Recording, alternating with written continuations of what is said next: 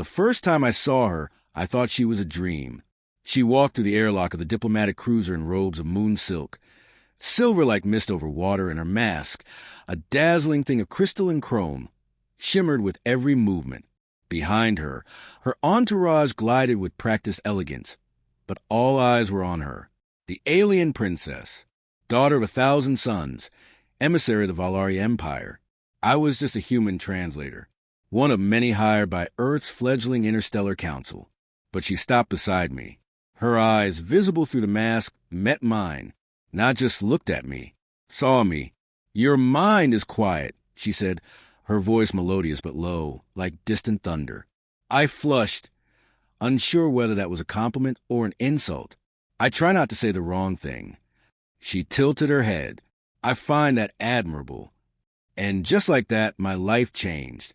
Her name was Even Sar, or at least that was the closest human phonetic approximation.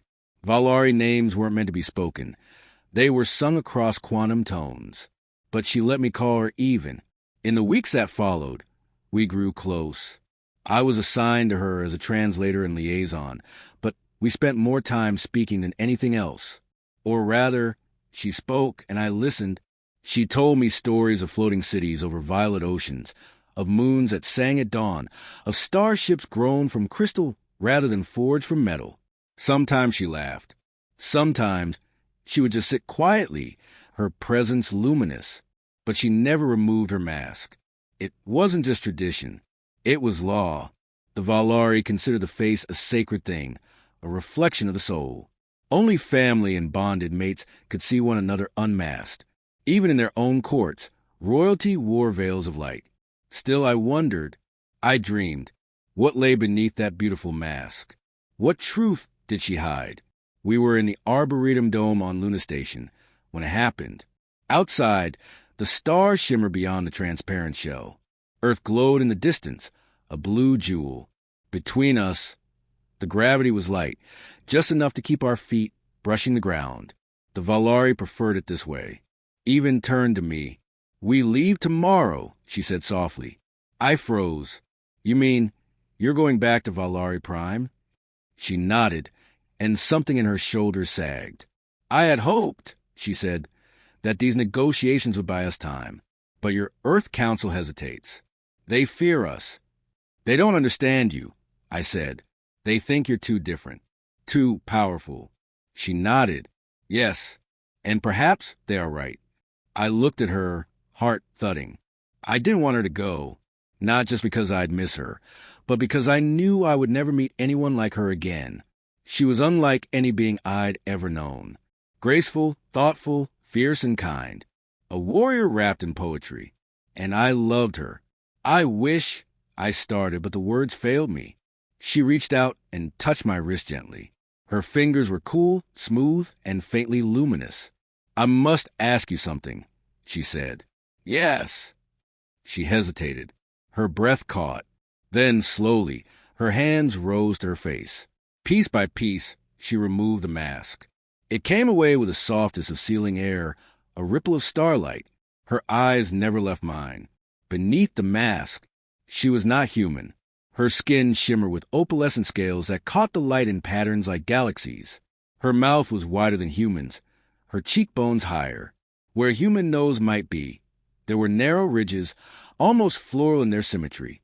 Her eyes, no longer hidden, were enormous and glowing, with shifting rings of color like nebulae. She was beautiful, but not in any way Earth had ever defined beauty. She was otherworldly, alien, and still her. "Even," I whispered. She looked down, then up again. "Can you still love me like this?" Time stopped. My heart thundered. I looked at her, not just the face she had revealed, but the trust it represented, the vulnerability. No other human had ever seen a Valari unmasked. For her to show me this, it meant something beyond cultural defiance. It meant everything. "I don't know what I expected," I said quietly, "but you're—" I couldn't finish. Her eyes dimmed. I stepped forward. Gently, I reached out and touched her cheek. Her skin was cool and smooth beneath my fingers, like glass warmed by starlight. She leaned into the touch. "I've never seen anything more beautiful," I said. And I meant it. She let out a breath, a tremor rippling through her. I was afraid, she said. You are fragile. All your people are. Not just your bodies, but your hearts. You fear what is different. And I am very different. I nodded. You are. And that's why I care for you. Because you showed me what the universe can hold beyond human imagination. I am not human, she said softly. I know, I replied. And I don't want you to be. The stars turned slowly as we stood there. Two figures from different worlds, breathing in the silence between heartbeats. She replaced the mask slowly, reverently, not out of shame, but respect for her people, for the traditions that made her who she was. But I had seen her face, and she had seen my answer. The next day, she left. She boarded her ship without fanfare, disappearing into the dark with her entourage. But before she left, she pressed something into my hand. A crystal, iridescent, warm to the touch. A token, she said, of what was shared. I wore it around my neck for years. Earth's relationship with the Valari grew colder after that. The negotiations broke down. Their ships stopped appearing in our skies. But I never forgot her. Years passed. Humanity moved on. So did I on the surface. I worked, I traveled, I lived. But I never truly loved again.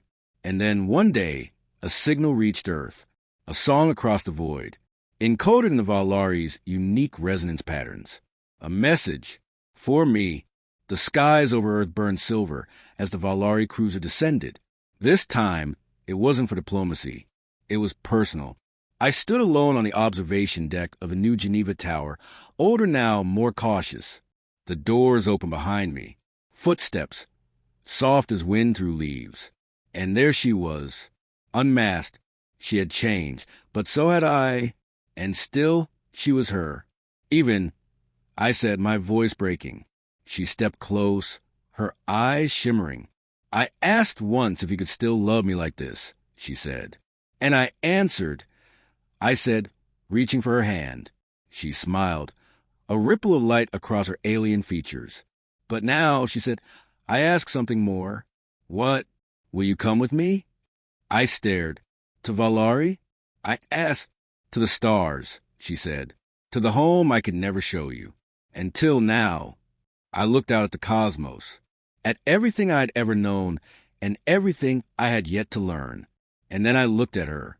Yes, I said, and this time I removed the mask, the one I wore every day, the one that kept me tethered to the illusion of belonging, of normalcy, the one that said humans could only love humans and nothing else.